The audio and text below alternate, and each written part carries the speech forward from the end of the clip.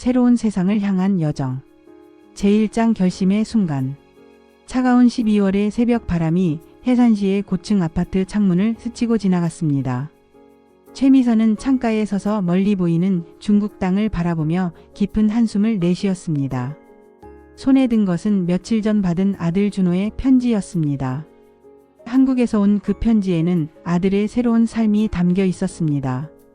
한 달에 중국 돈 13,000위안을 번다는 말에 미선은 기절할 뻔했습니다. 북한에서 3,000위안이면 한 달을 여유롭게 살 수 있는 큰 돈인데 아들이 그보다 4배가 넘는 돈을 번다니 믿기지 않았습니다. 미선은 해산시에서도 손꼽히는 부유한 여성이었습니다. 금 장사로 큰 돈을 벌어 78평짜리 최고급 아파트에서 살았고 당시 북한 돈으로 25만 원, 한국 돈으로 5천만 원에 달하는 그 집은 해산시에서 가장 비싼 집 중 하나였습니다. 하지만 그 모든 부와 지위가 하루아침에 사라졌습니다. 당국에서는 그녀의 장사가 너무 크다는 이유로 집을 몰수했습니다. 8년 동안 법적 투쟁을 벌였지만 소용없었습니다. 그때 미선은 깨달았습니다. 이곳은 정의가 통하는 곳이 아니라는 것을. 아무리 자신이 옳다고 해도 개인은 아무것도 아닌 존재라는 것을. 예술단에서 일했던 남편의 죽음 이후 홀로 아들을 키우며 살아온 미선에게 그 집은 모든 것이었습니다. 하지만 이제는 달랐습니다. 아들이 먼저 떠난 그 길을 따라가야겠다고 결심했습니다. 죽어도 이 길, 살아도 이 길이라는 마음으로. 그날 밤 미선은 마지막으로 자신의 금고를 열었습니다. 몇 년간 모아둔 금조각들과 중국 위안화, 그리고 작은 다이아몬드 반지 하나. 이것들이 새로운 삶을 향한 여행비가 될 것이었습니다. 창밖으로는 여전히 차가운 겨울바람이 불고 있었지만 미선의 가슴 속에는 이미 따뜻한 희망의 불씨가 타오르고 있었습니다. 제2장 압록강을 건너며 2019년 2월의 어느 깊은 밤 미선은 가이드와 함께 압록강변에 도착했습니다. 강은 완전히 얼어붙어 있었지만 얼음 위로 걷는다는 것은 여전히 목숨을 거는 일이었습니다. 국경수비대의 순찰이 언제 나타날지 모르는 상황에서 한 걸음 한 걸음이 생과 사를 가르는 순간들이었습니다. 가이드는 40대 중반의 남성으로 이미 수십 번의 경험을 가진 베테랑이었습니다.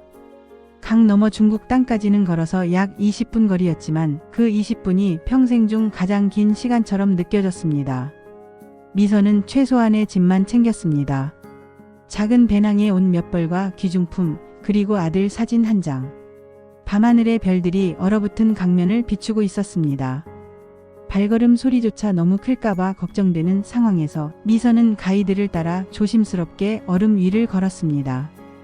중간쯤 왔을 때 멀리서 개 짖는 소리가 들렸습니다. 순간 두 사람은 얼어붙었습니다. 가이드가 손짓으로 조용히 하라는 신호를 보냈습니다. 몇 분간 기다린 후 다시 조심스럽게 발걸음을 옮겼습니다. 강 중간 지점을 지나면서 미선은 뒤를 돌아보았습니다. 자신이 태어나고 자란 땅, 아들을 키우고 남편을 묻은 그 땅이 점점 멀어져 가고 있었습니다. 드디어 중국 땅에 발을 디딘 순간 미선의 다리가 후들거렸습니다. 안도감보다는 막막함이 더 컸습니다. 이제 진짜 모험이 시작되는 것이었습니다. 뒤돌아갈 수도 없고 앞으로 나아가는 것 외에는 다른 선택이 없는 상황. 그 순간 미선은 자신이 정말로 탈북자가 되었다는 것을 실감했습니다. 가이드는 강변에서 조금 떨어진 곳에 숨겨둔 자전거 2대를 꺼냈습니다. 이제부터는 자전거를 타고 안전한 장소까지 이동해야 했습니다. 새벽 공기는 뼈를 애는 듯 차가웠지만 미선의 마음은 이상하게 평온했습니다. 마침내 첫 걸음을 내디뎠다는 안도감 때문이었을까요? 제3장 중국에서의 은신 생활. 단둥 근처의 작은 농촌 마을, 미선은 조선족 김씨 댁 다락방에서 은신 생활을 시작했습니다. 방은 겨우 몸 하나 들어갈 만한 크기였고 낮에는 절대 밖으로 나갈 수 없었습니다. 김씨 부부는 친절했지만 언제든 공안에 신고당할 위험이 있다는 불안감을 떨쳐낼 수 없었습니다. 하루 종일 다락방에 숨어 지내는 것은 상상 이상으로 힘든 일이었습니다. 창문도 제대로 없는 좁은 공간에서 미선이 할 수 있는 일은 기도하고 생각하는 것뿐이었습니다. 아들 준호가 보내준 편지를 수없이 읽으며 희망을 붙들고 있었습니다. 김씨 댁에서는 하루 2끼의 식사를 제공해 주었습니다. 주로 중국식 가정식이었는데 북한 음식과는 많이 달랐습니다. 기름진 음식들과 향신료 냄새에 처음에는 적응하기 어려웠지만 배고픔 앞에서는 모든 것이 고마웠습니다. 가장 어려운 것은 공안의 단속이었습니다. 일주일에 한두 번씩 마을에 단속반이 나타났고 그때마다 미선은 더욱 작게 몸을 움츠려야 했습니다. 발소리 하나, 기침소리 하나도 조심해야 했습니다.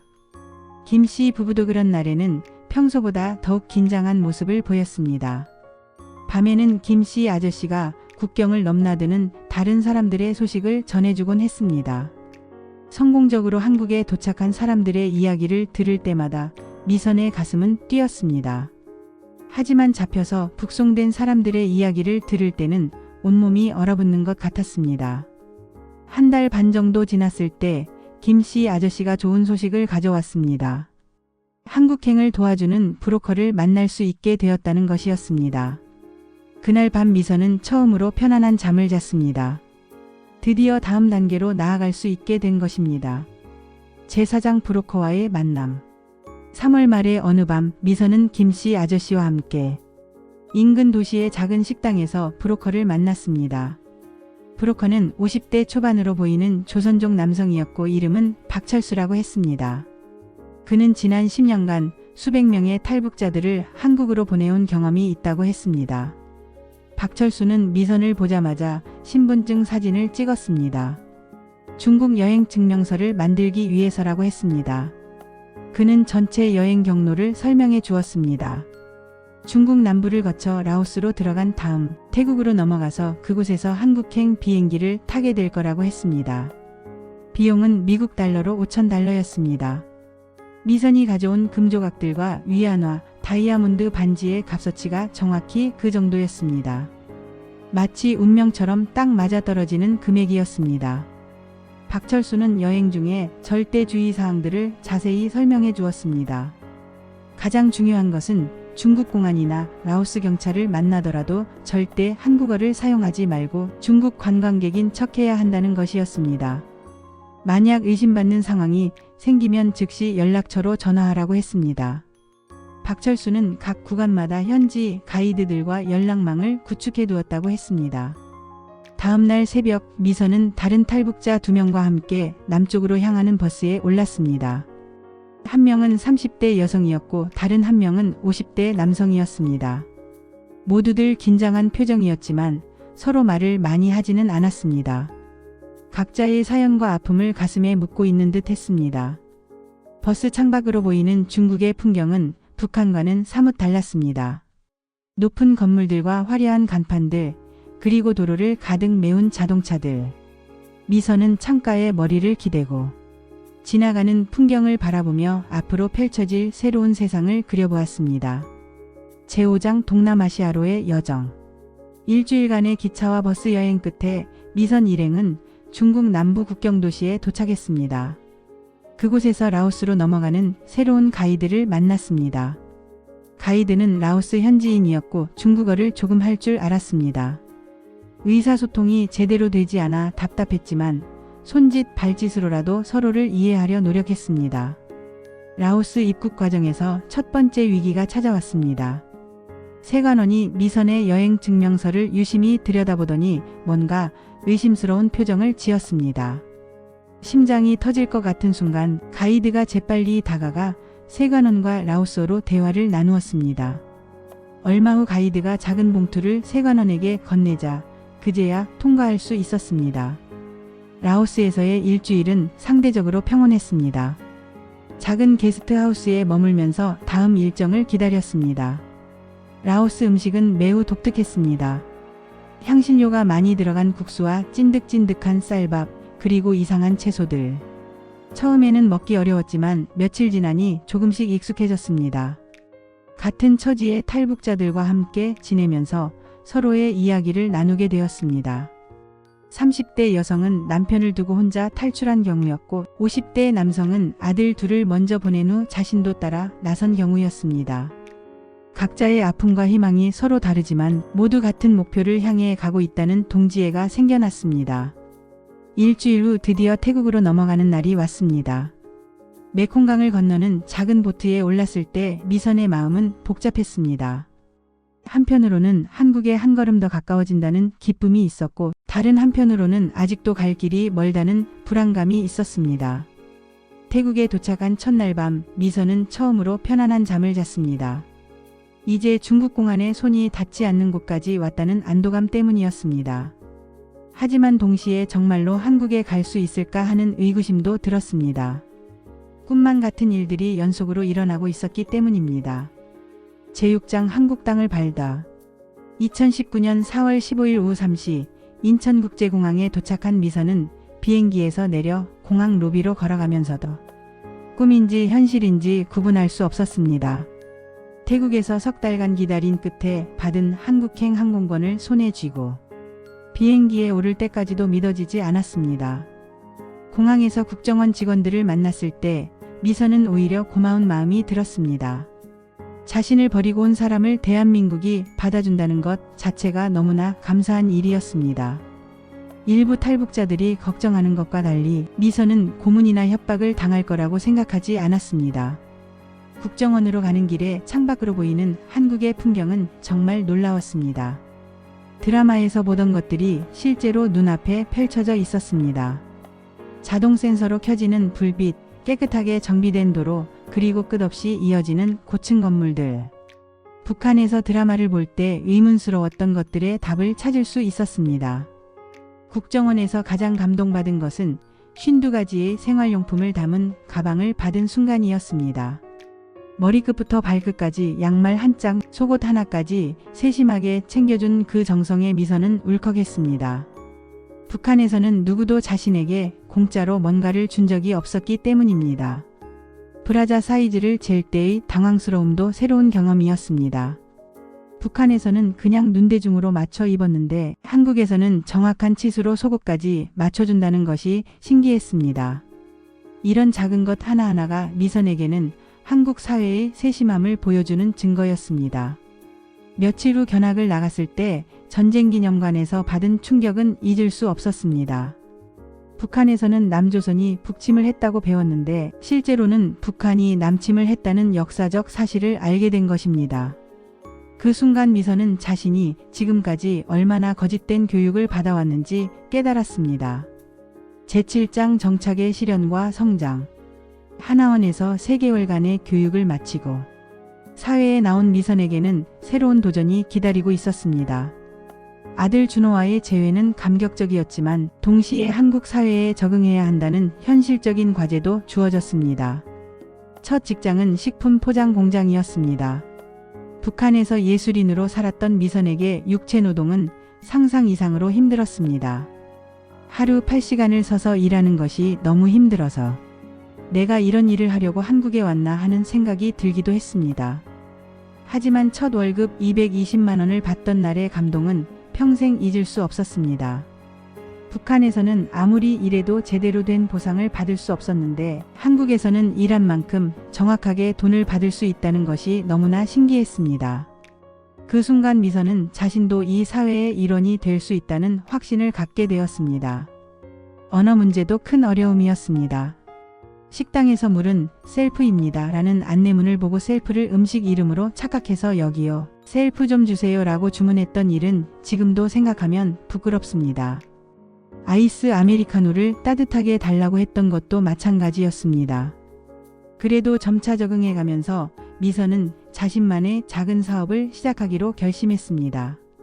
한국에서는 돈만 있으면 누구든 자유롭게 사업할 수 있다는 것이 너무나 신기했습니다. 북한에서는 국가의 허가 없이는 아무것도 할 수 없었는데 여기서는 개인의 의지와 노력만으로도 얼마든지 도전할 수 있었습니다. 작은 맥주집을 열면서 미선은 진정한 자유의 의미를 깨달았습니다. 비록 작은 가게였지만 그것은 자신이 주인인 공간이었습니다. 손님들과 대화하고 음식을 만들고 수익을 계산하는 모든 과정이 새로웠고 즐거웠습니다. 제8장 새로운 꿈을 품고.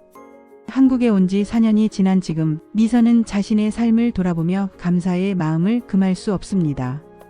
북한에서 집을 빼앗겼던 것이 오히려 축복이었다고 생각하게 되었습니다. 만약 그 일이 없었다면 한국에 올 생각을 하지 못했을 테니까요. 가장 큰 변화는 마음의 평안이었습니다. 북한에서는 항상 긴장의 끈을 놓을 수 없었습니다. 언제 또 다른 시련이 닥칠지 모르는 불안감 속에서 살아야 했습니다. 하지만 한국에서는 그런 정신적 긴장을 풀고도 행복하게 살 수 있다는 것을 배웠습니다.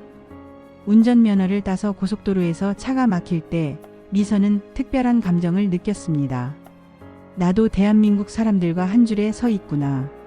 나도 이 나라의 국민이구나. 하는 소속감과 자긍심이었습니다. 비록 차가 막혀서 답답하지만 그마저도 행복한 일상의 일부로 느껴졌습니다. 에버랜드에 가서 인공 파도풀을 봤을 때의 놀라움도 잊을 수 없습니다. 바다가 아닌 곳에서 파도를 만들어낸 기술에 감탄하면서 한국 사람들의 창의력과 기술력에 새삼 놀랐습니다. 이런 놀이시설에 돈을 쓸 수 있을 만큼 여유로운 삶을 사는 사람들이 부럽기도 했습니다. 가장 큰 깨달음은 북한과 한국을 비교하는 것 자체가 무의미하다는 것이었습니다. 두 곳은 너무나 다른 세계였기 때문입니다. 북한에서 아무리 좋은 집에 살았어도 전기도 제대로 들어오지 않고 수도도 나오지 않는 그곳과 모든 것이 자동화된 한국을 비교한다는 것은 앞뒤가 맞지 않는 일이었습니다. 지금 미선은 새로운 꿈을 키우고 있습니다. 단순히 생존하는 것이 아니라 정말로 하고 싶은 일을 찾아서 도전해보고 싶다는 꿈입니다. 한국에서는 나이가 들어도 배경이 부족해도 노력하면 얼마든지 새로운 시작을 할 수 있다는 것을 알게 되었기 때문입니다. 가끔 북한에 있는 사람들을 생각하면 마음이 아픕니다. 그들도 이런 자유롭고 풍요로운 세상이 있다는 것을 알고 있을까요? 드라마를 통해 조금씩 한국의 모습을 보고 있다지만 실제로 경험해보지 않으면 알 수 없는 것들이 너무 많습니다. 미선은 자신의 이야기를 많은 사람들과 나누고 싶어 합니다. 탈북자로서의 아픔과 어려움도 있지만 그보다는 새로운 세상에서 찾은 희망과 감사의 마음을 전하고 싶습니다. 그래서 지금도 여러 모임에서 자신의 경험담을 들려주고 있습니다. 요즘에는 야경을 보는 것이 큰 즐거움입니다. 밤에도 나처럼 밝은 한국의 거리를 걸으면서 미선은 자신이 정말로 요술의 나라에 살고 있다는 생각을 합니다. 원하는 것이 있으면 찾을 수 있고 꿈꾸는 것이 있으면 도전할 수 있는 이곳이야말로 진짜 천국 같은 세상입니다. 북한에서 집을 빼앗아간 그 사람들에게 이제는 감사하다고 말하고 싶습니다. 그들이 자신의 집을 빼앗지 않았다면 지금의 이 행복한 삶은 꿈도 꿀 수 없었을 테니까요. 모든 것이 하늘의 뜻이었고 그 모든 시련이 더 큰 행복으로 인도하는 과정이었다고 생각합니다. 밤늦게 집으로 돌아가는 길에 미선은 하늘의 별들을 올려다봅니다. 북한에서 압록강을 건널 때 보았던 그 별들과 같은 별들이지만 이제는 전혀 다른 의미로 다가옵니다. 그때는 불안과 두려움 속에서 본 별들이었다면 지금은 희망과 감사의 마음으로 바라보는 별들입니다. 아들 준호와 며느리 그리고 귀여운 손자와 함께 보내는 시간들은 미선에게 가장 큰 선물입니다. 북한에서는 가족이 흩어져 살 수밖에 없었지만 이제는 언제든 만날 수 있고 함께 식사할 수 있습니다. 손자가 할머니라고 부르며 달려올 때마다 미선은 이 모든 것이 꿈이 아니라는 것을 다시 한번 확인합니다. 대중교통을 이용할 때마다 느끼는 편리함도 여전히 신기합니다. 지하철 노선도를 보고 원하는 곳 어디든 갈 수 있다는 것, 버스 정류장에서 몇 분만 기다리면 버스가 온다는 것, 이 모든 것이 4년이 지난 지금도 감사한 일상입니다. 마트에서 장을 볼 때 미선은 여전히 모든 진열대를 다 둘러보는 습관이 있습니다.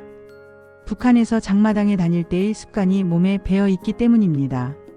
하지만 이제는 부족함에 대한 불안감 때문이 아니라 풍요로움에 대한 감사함 때문에 그렇게 합니다. 당근마켓에서 나눔을 받거나 할 때마다 미선은 한국 사람들의 마음씨에 감동합니다. 북한에서는 상상할 수도 없었던 나눔이라는 문화가 이곳에서는 자연스럽게 이루어지고 있습니다. 자신도 이제는 쓰지 않는 물건들을 다른 사람들과 나누는 기쁨을 알게 되었습니다. 세탁기에서 빨래가 다 되어 나오는 것을 보면서도 여전히 신기해합니다. 북한에서 손으로 빨래하던 것을 생각하면 버튼 하나로 모든 것이 해결되는 이곳의 생활이 마법 같습니다. 하지만 이제는 그 편리함에 너무 익숙해져서 빨래를 개서 정리하는 것조차 귀찮아할 때가 있습니다. 그럴 때마다 스스로를 반성하게 됩니다. 미선의 꿈은 단순합니다.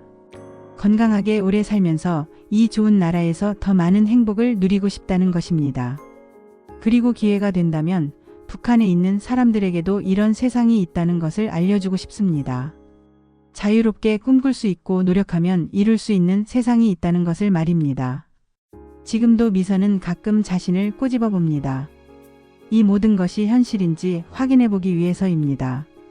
하지만 이제는 꿈이 아니라는 것을 알고 있습니다.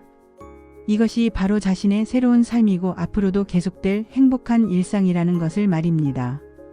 해가 지고 밤이 오면 미선은 창밖의 야경을 바라보며 하루를 마무리합니다. 네온사인들이 반짝이는 거리, 늦은 시간까지 환하게 불이 켜진 상점들, 그리고 자유롭게 다니는 사람들의 모습. 이 모든 것이 미선에게는 여전히 신비로운 풍경입니다. 내일 아침이 오면 또 어떤 새로운 일들이 기다리고 있을지 궁금합니다. 어떤 새로운 사람들을 만나게 될지, 어떤 새로운 경험을 하게 될지. 북한에서는 내일이 늘 어제와 같았지만 이곳에서의 내일은 언제나 새로운 가능성으로 가득 차 있습니다. 미선은 이제 자신 있게 말할 수 있습니다. 자신이 세상에서 가장 행복한 사람 중 하나라고. 물질적인 풍요로움도 좋지만 무엇보다 마음의 평안과 자유를 얻었다는 것이 가장 큰 축복입니다. 그리고 이런 축복을 누릴 수 있게 해준 대한민국과 그 모든 사람들에게 평생 감사하며 살아갈 것입니다. 오늘 밤도 미선은 감사한 마음으로 잠자리에 듭니다. 따뜻한 이불을 덮고 편안한 침대에서 아무런 걱정 없이 잠들 수 있다는 것 자체가 기적 같은 일입니다. 내일 아침에도 이 행복이 계속되기를, 그리고 언젠가는 더 많은 사람들이 이런 행복을 누릴 수 있기를 간절히 바라며 눈을 감습니다.